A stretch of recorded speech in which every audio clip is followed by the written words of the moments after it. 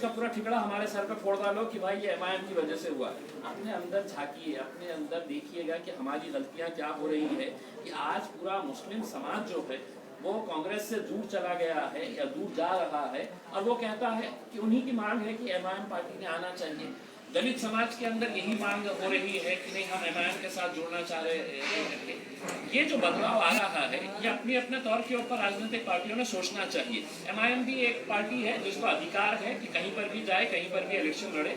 हम दूसरी जगह पर लड़ रहे थे, गुजरात भी आए। इम्तियाज भी आप भी जानते हो, पूरे जितने भी लोग जो भी बात करना है बाहर चले जाइए, देख के बोलना। जितने भी लोग हैं ऐसी चर्चा चल रही है और माना गया है कि भारतीय जनता पार्टी और एमआईएम जो है वो एक पिछले बंद दरवाजे एक साथ ही खड़ी है। देखिए, एक उदाहरण के तौर के ऊपर देना चाहता हूँ। 20 साल से लगातार औरंगाबाद में भारतीय जनता पार्टी और शिवसेना का उम्मीदवार लोकसभा का चुनाव जीतते आ रहा था। एक बार भी एमआईएम पार्टी ने लड़ी नहीं इलेक्शन। जब हमको असद साहब ने कहा कि औरंगाबाद से आप लड़िएगा, तो कांग्रेस के बड़े बड़े दिग्गज और राष्ट्रवादी कांग्रेस के शरद पवार साहब की पार्टी के बड़े बड़े दिग्गज औरंगाबाद में आए और उन्होंने कहा कि अब इलेक्शन लड़ने की जरूरत नहीं है, ये तो आराम से सीट है तो शिवसेना फिर से निकाल लेगी, क्योंकि अब ये एमआईएम आ गई है, ये वोट बंटने वाले हैं। नतीजा क्या हुआ है उसका कि जब हम लड़े और हमने लोगों से कहा कि अब इनमें इतनी हिम्मत नहीं है, इनके अंदर वो जीतने की जो कुव्वत होनी चाहिए, लड़ने की जो ताकत होनी चाहिए, वो ताकत इनकी खत्म हो गई है कांग्रेस राष्ट्रवादी की, एक बार हमारे पीछे आओ। और जब हमारे पीछे आए तो हमने उनको हरा दिया। अब आप बताइएगा कि अगर हम लड़ेंगे नहीं तो जीतेंगे कैसे? अब आप लोग कांग्रेस वाले कहते हैं कि नहीं, हमने लड़ना ही नहीं, तो हमने लड़ना नहीं तो हमने क्या गोटियां खेलना, हमने क्या करना? हम लड़ रहे हैं तो हम जीत रहे हैं। अब किसका फायदा हो रहा है, किसका नुकसान हो रहा है? पार्टी कब से है? 50 सालों से है। हमने लड़े हैं क्या कभी? गुजरात में आए हैं क्या कभी? लेकिन गुजरात के अंदर कौन जीत के आ रहा है? भाजपा भी जीत के आ रही है ना। अब हम आए हैं मैदान में और कांग्रेस वालों को ये दिखाने के लिए आए हैं अब तुम्हारी जो ताकत है वो पूरी तरह से खत्म हो गई है, तुम्हारे में लड़ने की कुव्वत ही नहीं है। अब हम तुमको बताएंगे कि तुमको भी हराया कैसा जाता है और भारतीय जनता पार्टी को भी हराया कैसा जाता है। इम्तियाज जलील जी, मेरा एक प्रश्न है। मेरा नाम शरफ खान है। मेरा प्रश्न आपसे ये है कि आपने कहा छोटू भाई वसावा के साथ यूपी की जो पार्टी है, एक अलायंस आपका यहाँ पर गुजरात में स्थापित हुआ है, जो एक अलायंस आपका बिहार में भी हुआ, क्या पश्चिम बंगाल में ममता बनर्जी के साथ आपका अलायंस स्थापित होगा?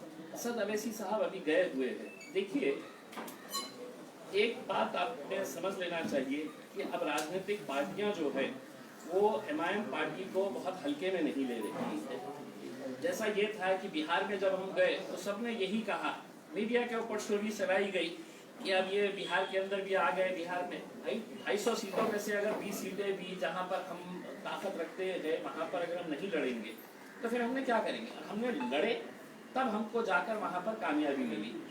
70 सीटें कांग्रेस ने लड़ी, कितने जीती आप भी अच्छी तरह से जानते हैं। अब पश्चिम बंगाल के अंदर अगर ममता बनर्जी को ये लगता है कि एमआईएम की कुछ तो भी ताकत है और हम कुछ है बोलकर आज अपने भाषणों के अंदर ममता बनर्जी कहती है, किसी का डर जब होता है कि भाई ये ताकतवर प्लेयर हमारे पास आ रहा है तो आप उसकी दखल लेते हैं। ममता बनर्जी का आप भाषण सुन लीजिएगा, प्रेस कॉन्फ्रेंस सुन लीजिएगा कि ये क्यों आ रहे हैं, ये आ गए तो ऐसा हो जाएगा वैसा हो जाएगा। आपको अगर लगता है कि अगर आपका एक वोट बैंक अगर दूर जा रहा है तो आपने ये बात करना चाहिए, सोचना चाहिए। अगर बीटीपी यहाँ पर अलायंस कर सकता है, मायावती अगर हमारे साथ है तो बिहार के अंदर अलायंस कर सकती है, तो ममता बनर्जी को किसने रोका है? लेकिन ये है कि ये राजनीतिक पार्टियों ने ये समझ लिया है कि मुसलमान वोट हमारी जागीर है और इसको कोई हाथ नहीं लगाना करके, ये तो हमारी जागीर है करके इसमें असद अवैसी इसमें से हिस्सा कैसा ले रहा है? तो ये जो सोच है, ये सोच है तो इनको बदलनी चाहिए। उसमें हम सिर्फ मुसलमानों के वोट ले रहे हैं ऐसा नहीं है, बहुत सारे नॉन मुस्लिम वोट भी हमारे साथ जुड़ रहे हैं। ये चीज लोगों को खतरा रही है कि अब ये ऐसा कैसा ये बदलाव आ रहा है। बनर्जी ने भी ऐसा निवेदन किया है कि ओवैसी साहब जो है वो भाजपा के ही एजेंट है, भाजपा के लिए कार्य करते हैं। इलेक्शन आ रहा है ना, ममता जी को समझ में आ जाएगा तो हम किसका एजेंट है करते। अब अगर हम ममता हमारा एजेंडा, हमारी पॉलिटिकल पार्टी, अगर आप ये कहेंगे कि नहीं अवैसी साहब ने जहां पर भी इलेक्शन लड़ रहे हैं वहां के जो राज्य के हेड है उनसे जाके इजाजत लेके आए। अब हम गुजरात में आ रहे हैं तो हम मोदी साहब के पास जाएंगे और पूछेंगे मोदी जी हम लड़ना के इलेक्शन करें। हम बिहार में जा रहे हैं तो हमने वहां पे जाके तो लालू प्रसाद से इजाजत लेना कि साहब हमने लड़ना क्या। पश्चिम बंगाल में जा रहे हैं तो ममता बनर्जी से हमने लिखित में लेना क्या कि ममता जी हमने इलेक्शन लड़ना क्या करके। हमारी राजनीतिक पार्टी है, हमारा एजेंडा हम तय करेंगे, कहाँ जाना है, कहाँ लड़ना है, कितने सीटें। और ये जो सवाल है, अब ये सवाल ना तो लोगों को हजम होता है कि भाई इन्हों गए तो इनका नुकसान होता है, इसका फायदा होता है। हमने 70 सालों तक अहरे गैरों के फायदे के बारे में सोचा, वो हमारे फायदे के बारे में बात कर रहे हैं, बस खुली बात है। पर आप जिस विस्तार में रह रहे हैं उन्हीं शहर का नाम औरंगाबाद से बदल के सुंदरजीनगर करने की मांग है, उसमें अभी तक ये मामला नहीं सुलझा है। अब दूसरी जगह भी जाने की बात करें पर अपनी जगह का मामला नहीं सुलझा है। नहीं सुलझा क्या है उसके नाम, हम तो औरंगाबाद में पैदा हुए हैं और हम इंशाल्लाह औरंगाबाद में ही मरेंगे। तो नाम अब ये है कि जिनके पास कुछ दिखाने के लिए नहीं रहता है, अब ये शिवसेना भारतीय जनता पार्टी पिछले 30 सालों से औरंगाबाद महानगर पालिका में इनकी सत्ता है। इलेक्शन जब भी आया, चाहे वो लोकसभा का इलेक्शन आए, चाहे वो विधानसभा का आए या महानगर पालिका का इलेक्शन आए, इलेक्शन आया कि छत्रपति शिवाजी महाराज की जय, संभाजी महाराज के नाम के ऊपर शहर का नाम रख दो। वहाँ के लोग बोल रहे हैं साहब पानी का क्या होगा, पानी 8-8 दिन क्यों आ रहा है, 30 साल से आप सत्ता में बैठे हुए हैं, साहब मेरे घर की सड़क क्यों नहीं बनाई गई है। तो बोले नहीं, सड़क पानी ये वो सब आप बात मत करो, हम है तो शहर का नाम बदलने वाले हैं। हमारा ये कहना है कि इस मुल्क के अंदर जहाँ जहाँ भी इस तरह की हरकतें जो हो रही है वो सिर्फ मन भटकाने के लिए ये एक षड्यंत्र रचा जाता है कि मन भटका दो लोगों को, है तो बहकावे में लेके आ जाओ। हिंदुस्तान के अंदर रहने वाले जितने भी लोग हैं वो बड़े भावनिक होते हैं, अरे संभाजी महाराज के नाम का विरोध हो रहा है। नहीं, हम साफ तरीके से बताना चाहते हैं कि इस मुल्क के अंदर जितने भी बड़े बड़े नेशनल हीरोज हैं, चाहे वो बाबा साहब अम्बेडकर हो, छत्रपति शिवाजी महाराज हो, संभाजी महाराज हो, हम इनका पूरा आदर करते हैं, गर्व है हमें इन लोगों के ऊपर। लेकिन ये राजनीतिक पार्टियां जो इतने बड़े बड़े नेशनल हीरोज को सड़कों का नाम दे दो, शहर का नाम दे दो, छोटा कर दे रहे हैं।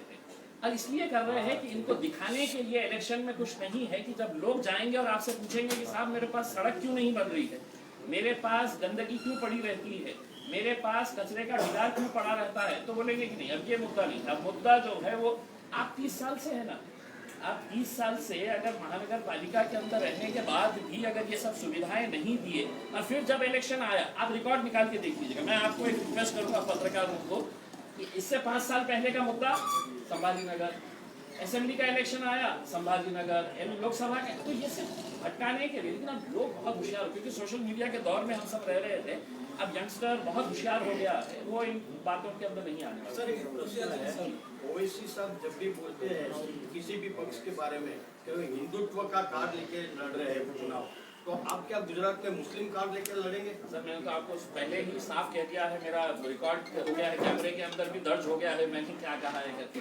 हम कहीं पर भी ये नहीं कह रहे, हम तो मैंने आपको पहले ही कहा कि हम मोहब्बत का पैगाम लेकर, हम जाति धर्म मजहब से ऊपर उठकर ये इलेक्शन जो है ये लोगों के मसलों के ऊपर खड़ा किया जाता है। इसके हाँ, ये सही बात है कि आपको लगता है कि असदुद्दीन अवैसी साहब आ रहे हैं तो ये मुसलमानों के नेता, मुसलमान उनको पसंद करते हैं, उनसे मोहब्बत करते हैं, इसलिए पसंद करते हैं कि उनको जगह यहाँ पर गुजरात में मिलती ही नहीं, हम यहाँ पर आते ही नहीं।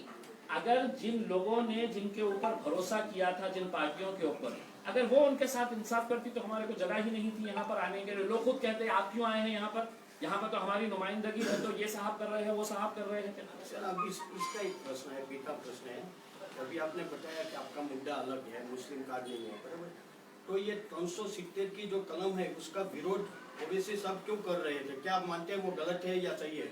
बिल्कुल 100% हम ये मान रहे थे कि हमने विरोध किया था और आज भी हम इस बात का विरोध कर रहे हैं।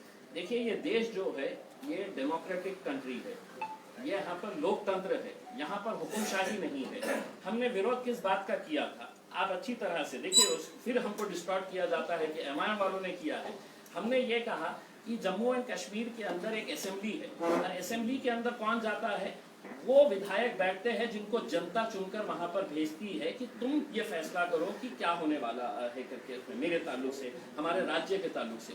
अगर आप उसको बाईपास कर देंगे और ये कहेंगे कि नहीं अब हमारे पास तो 300 का आंकड़ा है, 300 से ज्यादा हमारे एमपीज है, अब हम कुछ भी फैसले करेंगे करके, तो हमने विरोध इस बात के लिए किया था कि आप जम्मू एंड कश्मीर की असेंबली के अंदर इसको पहले पास करो। जो प्रोसीजर था जो कई सालों से हमारा जो एक नियम बना हुआ है वो नियम के हिसाब से करो। लेकिन अगर मोदी साहब और अमित शाह साहब कहेंगे कि नहीं साहब अब तो हमारे पास आंकड़े हैं, हम कुछ भी कर डालेंगे और कुछ भी बोलेंगे, तो ये देश जो है लोकतंत्र के हिसाब से चलता, हुकुमशाही के हिसाब से नहीं। लेकिन अनफॉर्चुनेटली हम हर रोज देख रहे हैं कि इस देश के अंदर एक हुकुमशाही का माहौल हो गया है कि हमने बोल दिया अब वो पत्थर की लकीर हो गया है करके।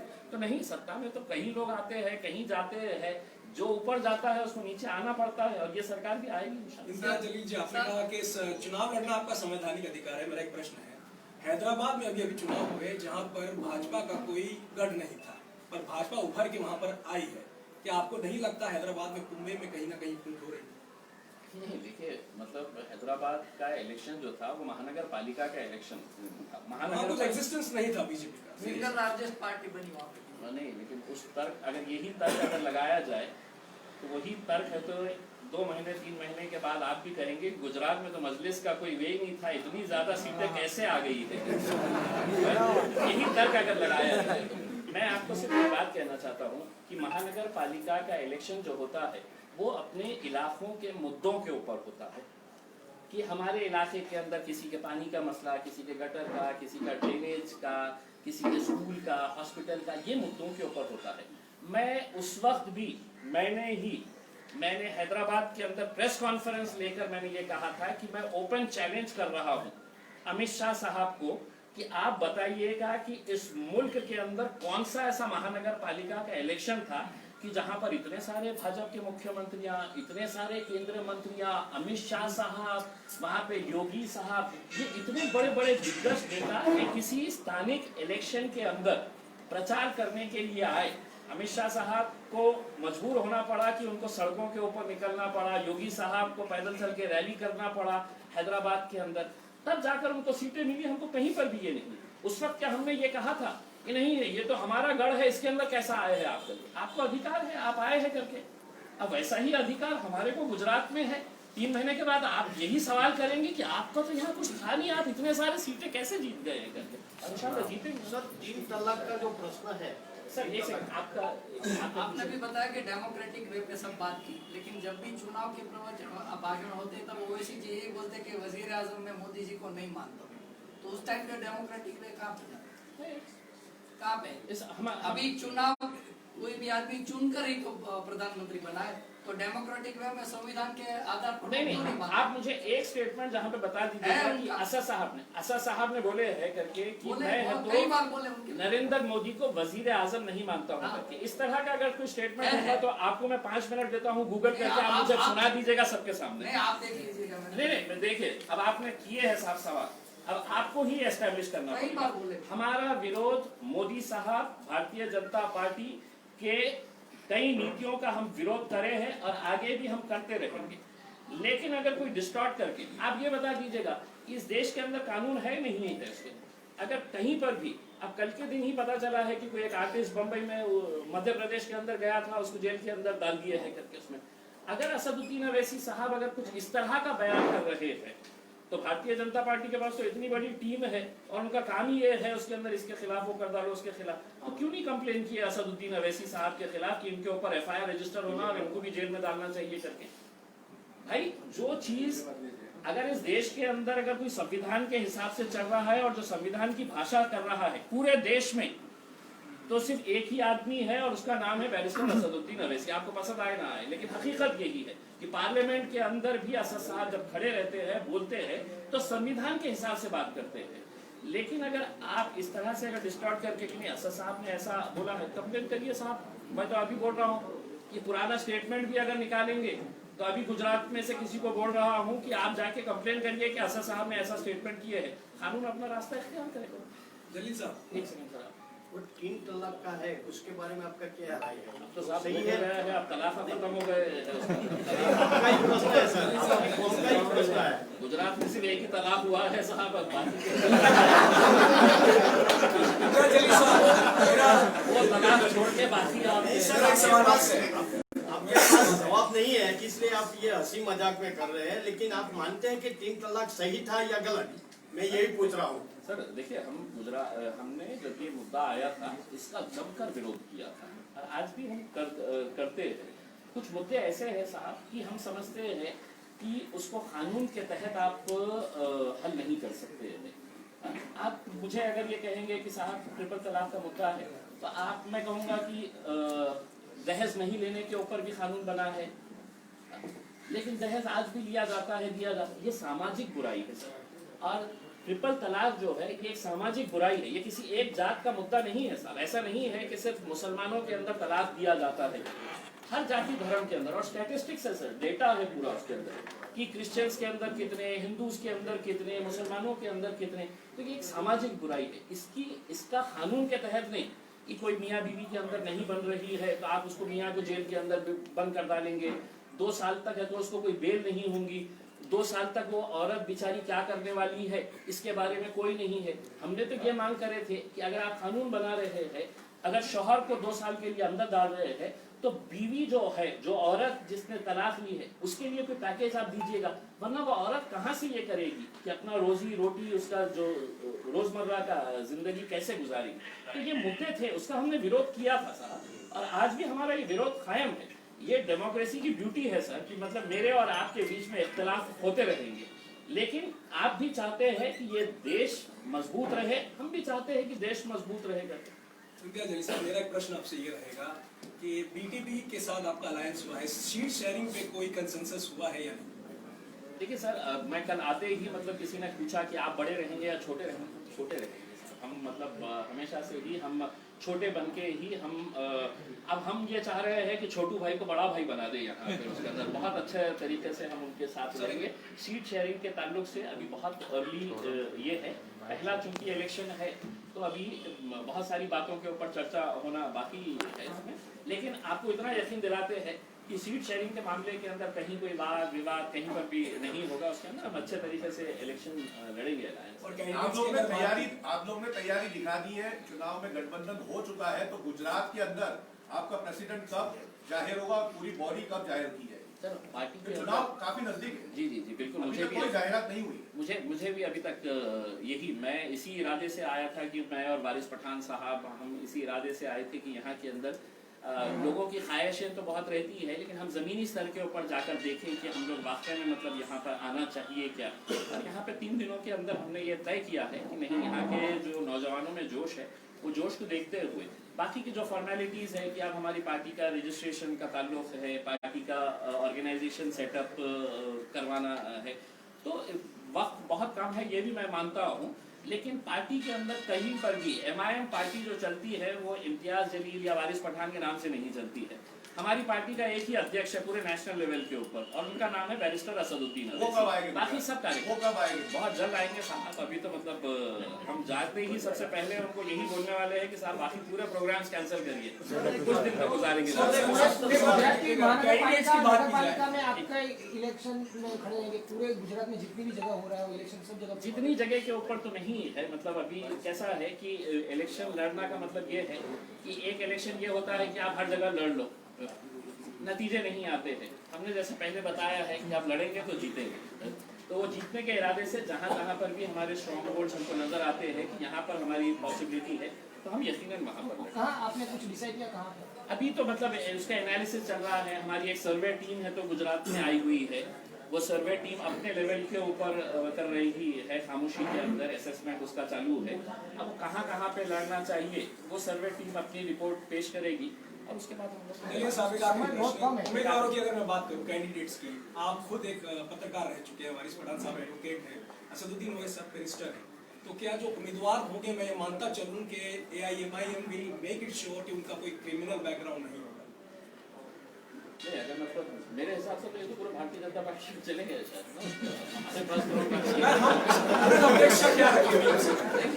और मतलब देखिए हमारी ख्वाहिश है, ये एक फैक्ट आपने बहुत अच्छा सवाल किया है, ये एक अच्छा सवाल किया है कि MIM पार्टी के अंदर हमारा खुद का एक एनालिसिस है। हमने जहाँ जहाँ पर भी इलेक्शन लड़ा है, आप देखेंगे कि जहाँ पर भी हमने अच्छी छवि के एजुकेटेड लोग हैं, जैसे बिहार के अंदर भी आप देखेंगे कि हमारे पूरे 5 कैंडिडेट्स जो है उनकी छवि, उनका एजुकेशन बैकग्राउंड, या महाराष्ट्र के अंदर जब हम आए थे तो हाई कोर्ट में प्रैक्टिस करने वाला एक लॉयर, मैं एक छोटा सा पत्रकार था, लोगों ने एक्सेप्ट कर लिया।